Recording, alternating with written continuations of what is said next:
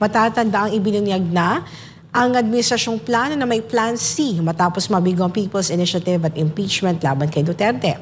Kausap ko si Inday Sara Di ba, galing ako sa Davao. Sabi ko, it's so obvious that the administration is going to bury you. And the turnover ng leadership sa Senado validates that. Kasi pag makuha mo ang Senado, at itutuloy na nila yung impeachment, pagdating sa pagbutuhan, papasok na dyan yung lahat ng mga kanya-kanyang ambisyon. Samantala, Attorney Rizal, pinabulaanan ni Pangulong Ferdinand Marcos Jr. ang pahayag ng kanyang kapatid na may planong ikulong ang pangalawang Pangulong o yung Vice President Sara Duterte at ang kanyang mga kaalyado sa pamamagitan ng paghirang ng bagong ombudsman. Ayon sa Pangulo sa kanyang podcast, wala pang desisyon at dadaan muna ito sa proseso ng rekomendasyon at panayam sa mga kandidato. Matatanda ang ibinunyag na ang administrasyong plano na may Plan C matapos mabigo ang People's Initiative at impeachment laban kay Duterte. Kabilang sa mga aplikante para sa posisyon ng Ombudsman ay si Justice Secretary Jesus Crispin Remulla. Attorney Sal, ano masasabi niyo dito, Attorney Sal? Alam naman sabihin ni BBM na totoo yan. Totoo yan sinabi ng kapatid ko. Talaga namang o tinawa, ang alam mo ba si Boying Remulla mag-a-apply kung hindi siya pina-apply? Hindi mag-a-apply yan. Pero dahil pina-apply siya, gusto niya maging ombudsman na rin. Pero ang plano talaga niyan, talagang asawas, kausap ko si Inday Sara Di ba, galing ako sa Davao. Sabi ko, it's so obvious that the administration is going to bury you. And the turnover ng leadership sa Senado validates that. Kasi pag makuha mo ang Senado, at itutuloy na nila yung impeachment, pagdating sa pagbutuhan, papasok na dyan yung lahat ng mga kanya-kanyang ambisyon. At dyan papasok na yung mga impluensya.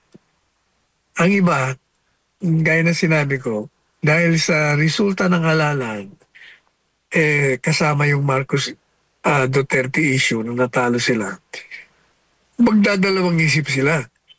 Pero alam mo, ang politika nga na, malayo pa kasi 3 years pa to go So marami pang mangyayari. Siguro yung mga iba dyan, kaya nagpalit, yung pagpapalit sa Senado, alam mo kanya-kanyang kanya-kanyang layunin, kanya-kanyang purpose. Meron dyan, nabuisit kay Marcoleta dahil masyado nagpapapel. Dahil pati sila raw, hindi na nakakapagsalita. Minomonopolize niya yung hearing. Parang siya na lang ang pwedeng magsalita ng napakahaba. Yung iba naman, may mga ambisyon maging presidente. Yung isa, gusto rin maging vice-presidente. Yung iba naman, medyo may problema sila sa mga kaso. O baka napangakuan din na, huwag kang mag-alala. Sige, maghanap tayo ng bagong liderato. Kaya nga yung dating majority, nakausap ko yung dalawang senador At talagang hindi raw nila wala silang kamalay-malay, hindi sila kinonsulta. Bigla na lang may boto ng 15. They don't know what hit them. Pero sabi ko kasi sa kanila noon, dapat kayo ng Senate President yan Kontrolado nyo na Pumayag pa kayo. Yun, kaloko-loko na natuloy.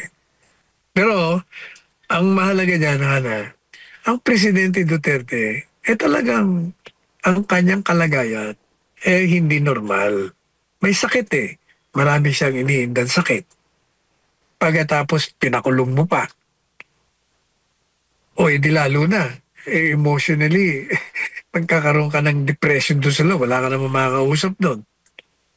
Dalawa lang yata sila nakakulong doon. Baka hindi pa sila nagkakaintindihan sa may language barrier. Kaya sa tingin ko, ang Presidente Marcos Jr. ay pag-isipan niya ng maingay kasi volatile na situation. Marami ng galit sobra ng galit ng tao. Nagsisimula na lumabas eh. Pati yung mga negosyante, nagpulong-pulong na sila. Nag-issue na sila ng mga statement. Pag ganito na ang makikita mo, handwriting on the wall na yan. Kailangan gumawa ka na ng mga hakbangin, kaparaanan upang mapigil mo. Otherwise talagang puputok yan sa mukha ng administrasyon. Attorney Sol, before kayo mag-comment regarding dito sa mga diskaya and pag-mention niya sa mga mababatas, ulitin mo muna yung reaction dun sa news about dun sa podcast ni BBM. Attorney Sol? As I was saying, can you hear me? Yes, loud and clear. As I was saying, napaka-imposible yung sinasabi ni Presidente Marcos Jr. Gaya na nga ng pinag-usapan natin kahapon, the buck stops with the President. Siya ang may responsibilidad ng lahat sapagkat alam niya, may kapangyarihan siya, alam niya nangyayari. At sisimulan nga natin sa DBM, Department of Budget and Management, na siyang nagtiprepare, naghahanda ng National Expenditure Program na tinatawag. Diyan nagsisimula yung sa DBM eh. Sino ba bago ibigay ang DBM sa Kongreso? Pinapakita mo yan kay Presidente Marcos Jr., tinitingnan muna yan eh. And after that, pupunta na sa Kongreso. At yung mga nandiyan naman sa Kongreso, puro mga kaalyado niya, mga tao niya yan, lahat.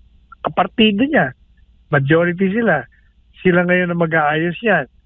O pagkatapos nila, pupunta uli sa Presidente.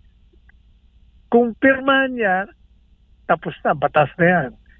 Kung hindi, ibibito niya. Pero hindi niya naman binito lahat ng flood control projects ay mula pa nung siya'y naupong Presidente.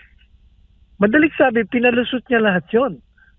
Alam niya kung sino ang nasa likod niya. Katunayan nga, hindi ba ang inalanan niya nga yung 15 contractor di umano na sangkot. At sinabi niya rin, alam niyang may SOP, may bribe, lahat. Madaling sabi, alam niya. Eh bakit ngayon nasasyak siya? Ako ngayon na nasasyak sa kanya. Attorney Sal, marami din sa mga kababayan ang may kapareho mong sentimiento na nasasyak sila kung bakit nasyak ang Pangulo. Ala, puro tayo naglalaro lang tayo nito eh. But Attorney Just Sal, fooling himself. yes, Attorney Sal, with all the emotion na pinakita ng Pangulo, what the Filipino is asking and waiting for a very long time is the accountability. Minention yung mga contractors, top contractors. This time, na-mention din ng mga contractors kung sino yung mga congressman. Pero naniniwala ang marami sa ating kababayan na kulang ang mga na-mention ng mga diskaya. And maybe, yung ibang mga contractors na tulad nila, na the same ang trabaho, nagbibigay ng pera or whatever ang kanilang kalakaran or similar sa kalakaran ng mga diskaya, may iba pang mga congressman and other officials sa executive ang nakinabang dito na hindi pa napapangalanan, Attorney Sal. What's your advice dun sa iba pang mga contractors, Attorney Sal, na maging katulad ng mga diskaya, but they don't need to go to the Senate, Attorney Sal, para ipangalanan sila? Gaya ng ginawa ng mga diskaya, sinabi na nila na totoo. Pero alam mo, gaya ng sinabi ko kahapon kay Inday Sara, kay BP Sara, kausap kami bago ako lumipat sa rito. Alam mo yung turnover ng Senado? Sabi ko, kaya yan nagkaroon ng pagbabago dyan. Kasi yung ginagawang investigation, papunta na doon sa pinakamataas. Kaya they had to change that. Kaya nagkaroon ng bagong Senate President, bagong chairman ng Blue Ribbon Committee. Kasi nga, talagang yayariin nila si BP Sara dyan. Iko-connect nila yan, mga Duterte dyan. At saka syempre, para mapagtakpan yung mga involved. Yeah, yan ang reason niya kung bakit nagkaroon ng pagbabago. At moro-moro naman yan kasi karamihan sa kanila kung hindi man lahat involved eh. tapos iimbestigahan mo, iimbestigahan mo mga sarili mo. Tingnan niyo yung nangyayari sa House of Representatives. Gustong ipatawag si Saldico, kinokontra ng mga kongresista. So, moro-moro talaga yan mangyayari. Kaya sabi ko nga, dapat sa atin, revolutionary government na lang, mag-declare na lang.